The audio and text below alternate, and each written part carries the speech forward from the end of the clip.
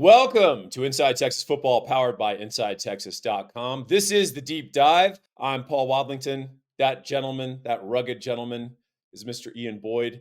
And we've got some great content for you today. If you want great content of both the written and video variety, go to InsideTexas.com and go join. We're running a promo right now. Use promo code IT1 to get 2 months of InsideTexas.com for $1. I did the hard math on that. That's 12 and a half cents a week. That's a bargain. Well worth your time. And this is a great time to join. There's a lot going on. Everyone's excited about the SEC debut for the University of Texas Longhorns. And we want to talk about that SEC debut as we do on the deep dive, specifically with respect to whether Texas can adapt to SEC offenses. So Ian and I did some crack research for hours and hours before this broadcast, basically breaking down the SEC opponents that Texas will face into three different tranches of offense, three different phyla of offense, if you prefer. And that is the veer and shoot, the spread run, and pro style. And of course, we'll explain each grouping as we go through them. But I think we want to go through those and talk about the challenges to personnel and to X's and O's that those different offenses represent to the University of Texas defense. So, Ian, I'm going to throw it to you. We want to talk about the veer and shoot first. And when it comes to the veer and shoot, there are still some adherents running around in college football. They've added their own spin on it. And two teams come to mind when you talk about veer and shoot offenses. That's the University of Oklahoma, OU, and Mississippi State, now led by Jeff Lebby. So talk to me about the challenges that the veer and shoot will pose to University of Texas defense. I think maybe the differentiator, the veer and shoot versus these other offenses, there's a lot, but at its core, it's that these offenses throw to set up the run. And the pro style wants to run, set up the throw, and the spread to run wants to spread to run, right?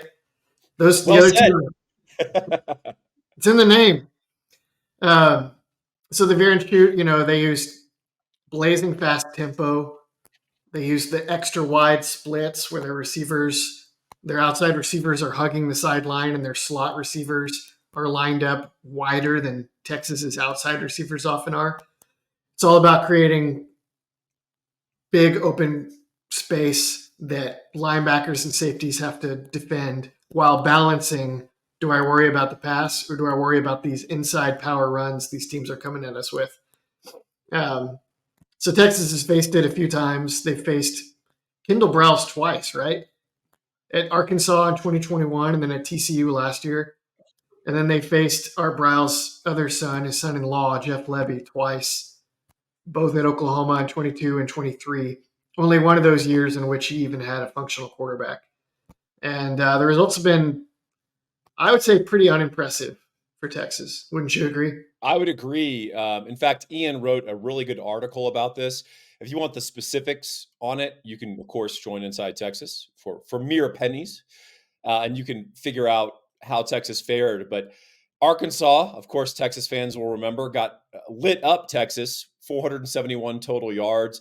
And they actually really did the running version of the veer and shoot. They did a number on Texas in that regard because Texas didn't defend those interior gaps and those wide spaces very well.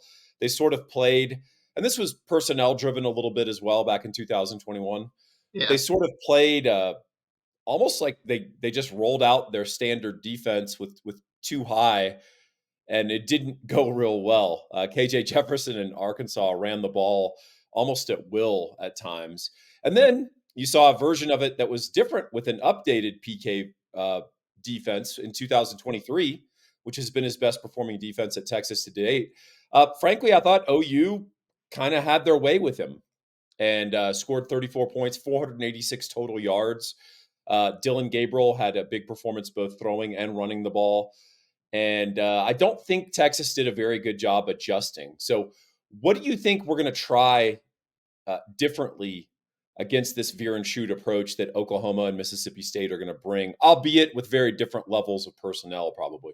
Well, one of the inherent like challenges and questions that these offenses ask you are you going to let us throw to one-on-one matchups, or are you going to let us run on a light box? And PK, pretty much in every matchup, is trying to have his cake and eat it too. He's had zone defenders that are theoretically in position to stop one or the other, but you often couldn't stop either because there's too much space. And last year they were obviously just counting on, hey, we have NFL defensive tackles on this team. We're going to shut down the run, and then they're not going to have enough to beat us, which probably would have been true if not for Dylan Gabriel running for over 100 yards, largely on scrambles, and for an adjustment Oklahoma made to bench a little Appalachian State transfer lineman who was getting mauled by Sweat for Caden Green, who basically saved their bacon in that game. So, I mean, it was not the worst bet, but it was overly conservative and it didn't work out. They don't have all those NFL tackles anymore. I think they need to pick a spot to go mano a mano against these teams. And, right now it looks like that would be the secondary. I would make man coverage and single high coverage, if not a priority for the season, a major emphasis in this matchup against this team and also against Mississippi State. And make them prove they can beat man coverage, maybe with some pressure added, rather than trying to stop all the RPOs with guys spread out across the field. That makes a lot of sense. And I think I saw what you saw last year with OU, and that there were players that were given sort of optional responsibilities. But the danger of that is I think OU repeatedly put those players into conflict. You saw very slow and late reactions from the linebackers and safeties, not only in coverage, but when Dylan Gabriel would keep the ball and take off up the middle of the field. You saw linebackers that were kind of paralyzed by it instead of reacting. Uh, you know, Anticipation trumps reaction on a football field, particularly on defense every time. And you could see that the Texas defenders were reacting and always reacting a beat late to what OU was doing.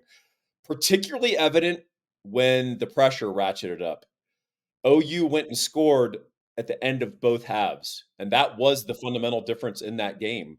And that should be the time period when your defense, if you really believe in it, should shine. If Texas gets stops, end of the first half, end of the second half, Texas not only wins, they probably win with margin, right? They probably win by double digits. So that's something to look for. In terms of Mississippi State, they're going to be led by Blake Shapen, Yeah. transfer from Baylor. We have talked about him before in a prior deep dive, and I think people were probably surprised to learn that he's been a pretty competent college quarterback overall, even with some limitations, I would say, of playing in Aranda's system and preferred methodology of playing. What is Shapen going to bring? He's not quite as good a runner or as athletic as a Jackson Arnold. He doesn't quite have the arm, but he does have a lot of experience. He started a lot of games. Is Mississippi State well positioned to try to, I don't know, make some lemonade out of lemons? Because they're not going to have overwhelming personnel on the offensive side of the ball. Yeah.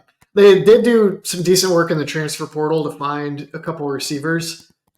Kind of the trick with this offense is that you isolate defenses and potentially their weakest defender so easily with the wide splits that if you have like a functioning offensive line and then a quarterback that knows where to throw and then like one or two pretty good receivers, you can really do a lot of damage. I'm really curious to see how that plays out against the SEC, which is not. SEC defensive coordinators have not blown me away with how they've reacted to Tennessee running this offense the last couple seasons. Now they've had a couple years now to adjust, so maybe Jeff Levy's coming in at the wrong time, but they may be sneaky good if you don't Yeah, if you can handle the stress of the I feel system. that way about them as well. And frankly, Tennessee, I think they presented some problems because it's in some ways the purest distillation of the veer and shoot, at least the shoot part of it. Uh-huh.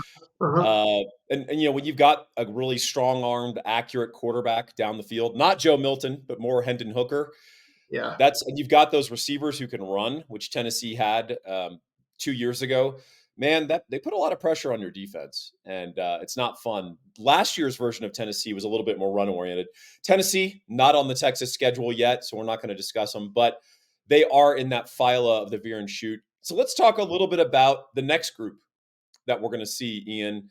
That's the spread run, and Yeah. that's probably a broad designation, but I think you'll kind of see as a viewer or listener what we're aiming for, which is this is a team with a dual threat quarterback who is more than content to spread you out, almost like the Veer, although in some different ways. Sometimes you'll see multiple tight ends on the field, and we can talk about that. But they are very interested in finding ways to attack you with the run using both the traditional running back or the quarterback. And then, of course, they're going to play action off that when you overreact, and they're going to scheme up open shots for their quarterback. So the two teams that Texas will face that will do that are Vanderbilt and Arkansas. And speaking of built, both teams built very differently at the quarterback position. Vanderbilt has a former state champion wrestler who's about 5'11 and dense, and he can run, named Diego Pavia, the transfer from New Mexico State. He who has won me many bets last year. And then Arkansas will have the transfer from Boise State, another group of five team, in Talon Green, who is every bit of 6'6". He's a former Louisville, Texas quarterback. Had success at Boise State, didn't really meld there with the offensive direction, transferred out to Arkansas, and he's trying to save Sam Pittman's job. But this guy, I know everyone likes to compare any African American quarterback. Anytime an announcer sees a guy take off and run at the college level, they say Vince Young, and the guy can be 5'10", right? Yeah. Uh, I swear, if you watch Talon Green go, it looks a little like VY. He's every bit of 6'6", same weird deceptive stride length, all that stuff, the shiftiness. So what are Vanderbilt and Arkansas trying to do with their spread run, Ian? They're just trying to create angles to run the ball. I mean, it's basically like an old school like option wishbone, even. Although because of the spread, they necessarily have to throw the ball a lot more. But they really just want to use the pass game as like a release valve and keep the chains moving with option run plays. It's funny, actually. Arkansas is coordinated this year by Bobby Petrino. You think Petrino, you tend to think a little more pro style. The last good FBS offense he coached was at Louisville with one Lamar Jackson. And I'm going to have an article about this maybe this weekend or later this week about Petrino in Arkansas and Talon Green. But Petrino is all about the pistol option run game now. And they were running that in the Arkansas spring game in a way that just looked like Lamar. It looked like Lamar at Louisville. It looked a little bit like Lamar at Baltimore with help me out with the offensive coordinator they recently got rid of. The Jim Harbaugh acolyte. Don't have it. I'm on Yeah. vacation, as evidenced by the fine curtains behind me.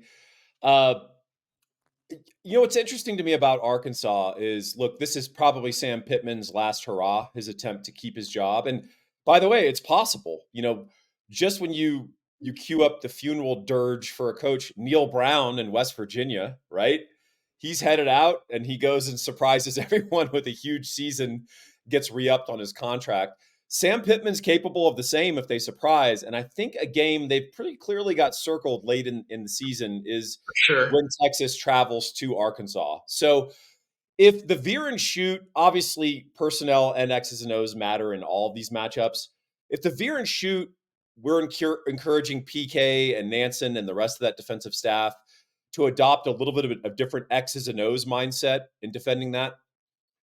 I think Ian and I might be on the same page that the spread run is going to be a little bit more about personnel stepping up. Because if Arkansas can just repetitively run the ball up the middle or get the edge with the quarterback, and they're getting influence blocks on the edge, or they're double teaming the edge and getting driving guys off the ball, and that play side linebacker isn't stepping out and doing his job.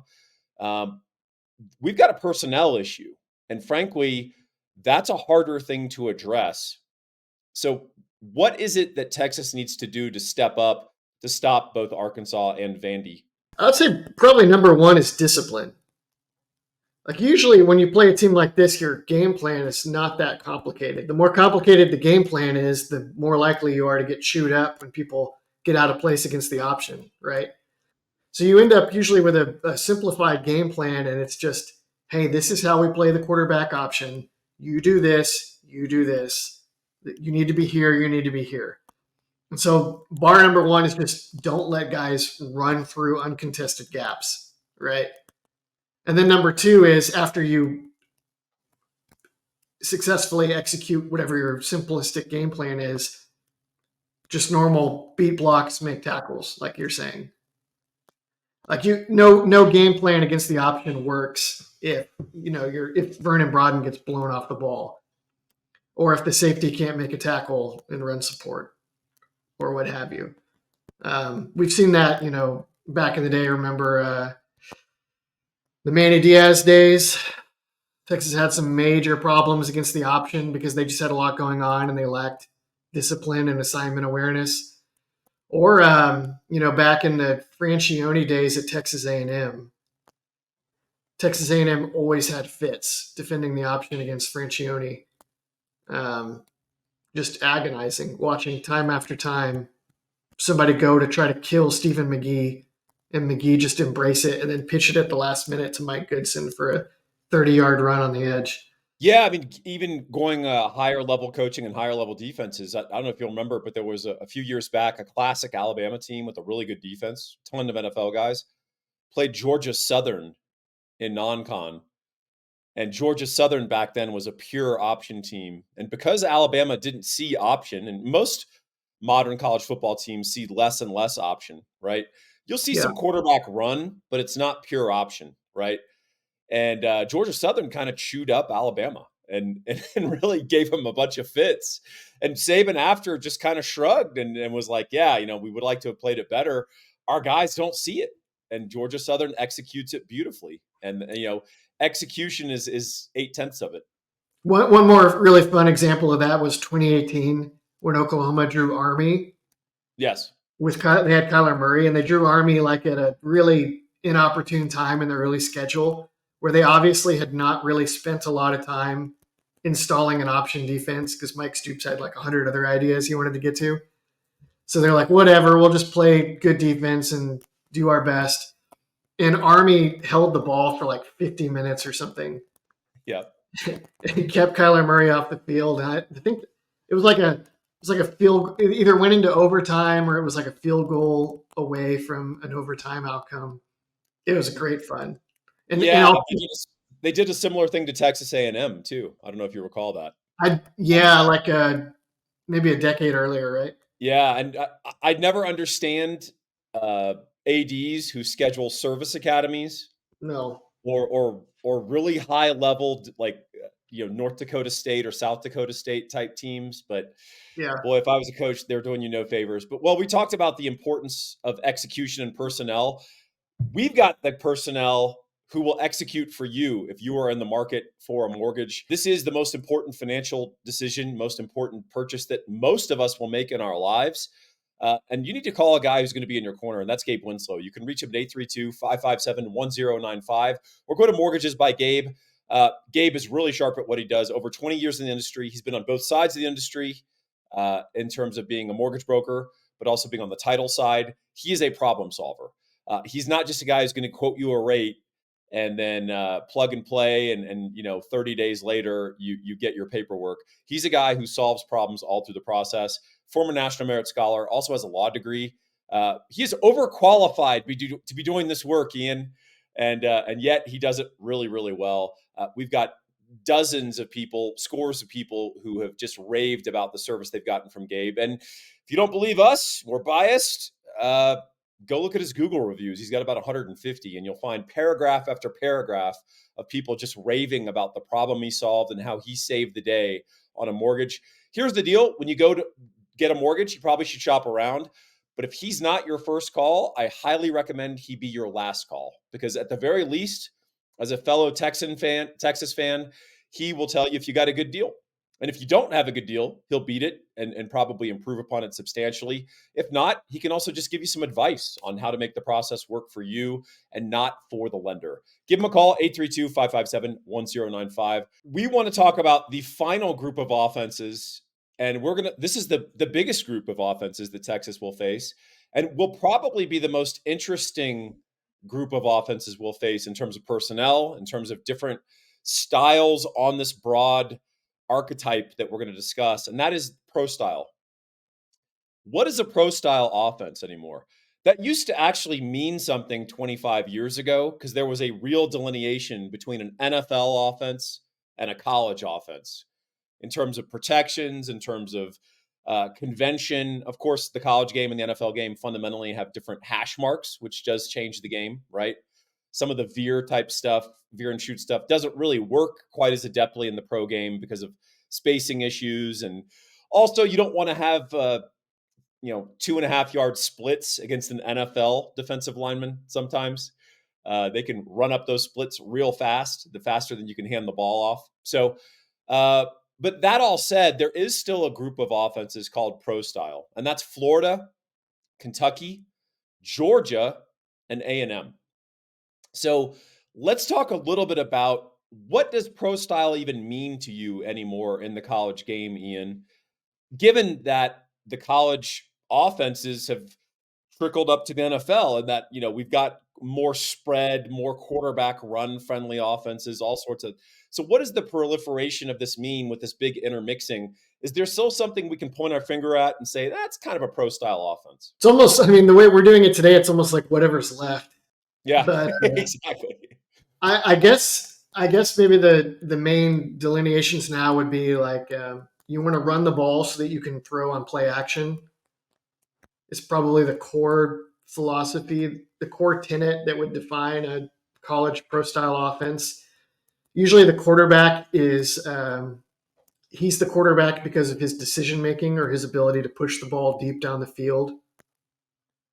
And he's not necessarily a runner or involved in that dimension of the game, although he could be, right? Well, I don't mean this as a criticism or actually, but would you say that a pro style offense is more conventional in its approach?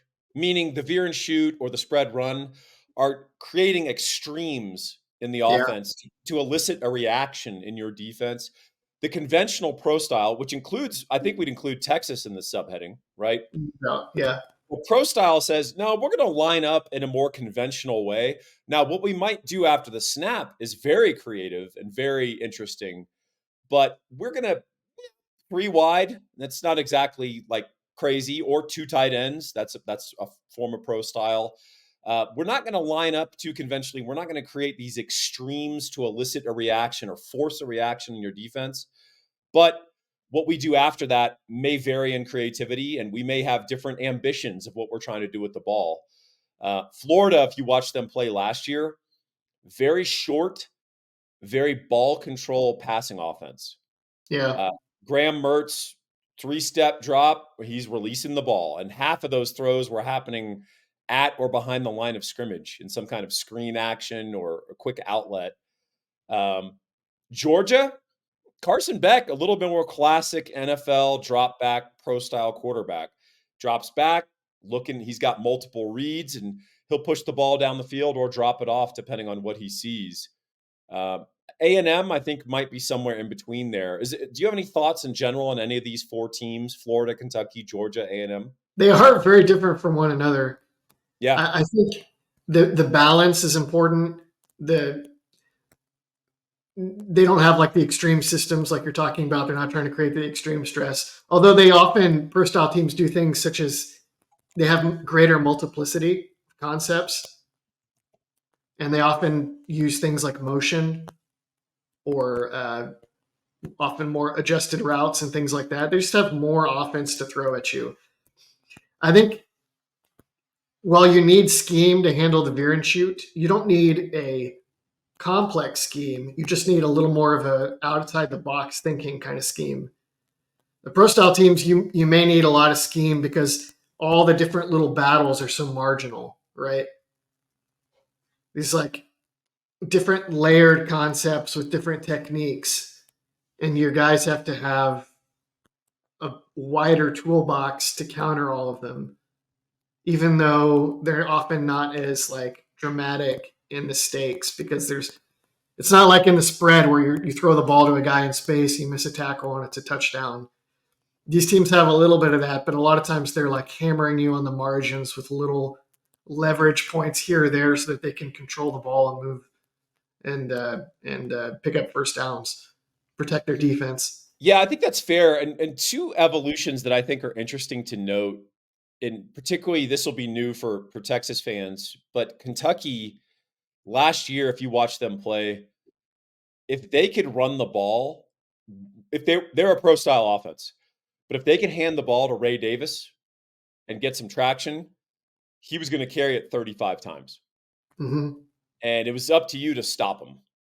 And Kentucky actually revealed a couple of teams that couldn't stop the run, that were better teams, that they kind of pushed around a little bit. And then they played some inferior teams that actually could stop the run, and that gave Kentucky fits. So that was interesting. And then Georgia. People conceive, and I think a lot of not just broad college football, but Texas fans perceive Georgia as a conservative, balanced, or maybe even run preferenced offense. And that is not the case. That has not been the case since not just Carson Beck took over, but I would say the last year of Stetson Bennett, particularly when they played higher end opponents. This was Yeah, a pass first, down the field passing offense that was pretty aggressive. And if you just even look at Georgia's stats, they averaged almost 300 yards passing per game last year with Carson Beck. Now, they still had a very prolific offense, over almost 500. I mean, I think 500 yards a game total.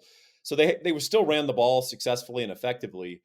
But I think that there's a perception of Georgia as sort of a, a more conventional, balanced or maybe even run biased team, and that just isn't the case anymore. Is it? Am I off, or do you kind of perceive it that way as well? I I think I think you're mostly right. I mean, they had Lad McConkey and Brock Bowers as like senior third year players, and those were the best players on their team and two of the best players in the country.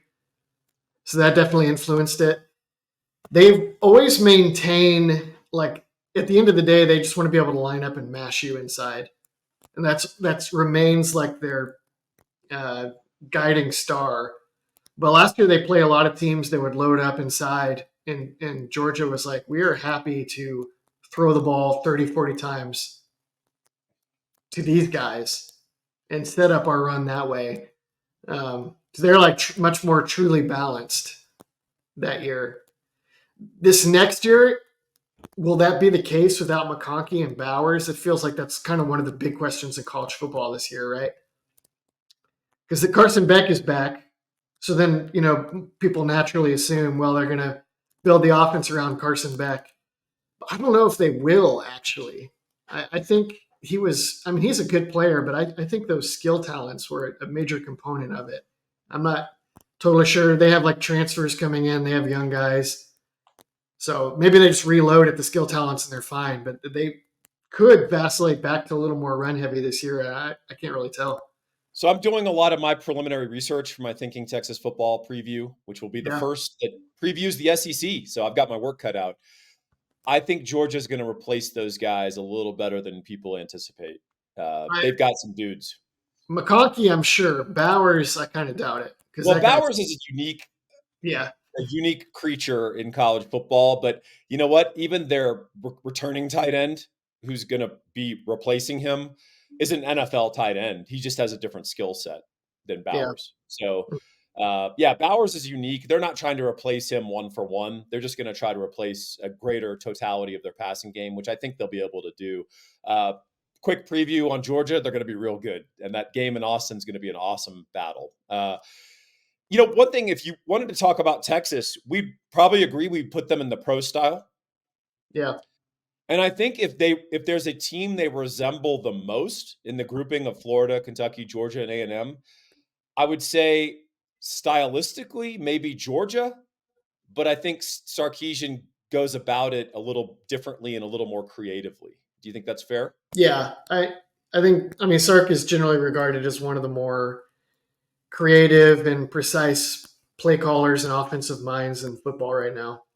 Yep. So he usually compares pretty favorably to all the other similar teams.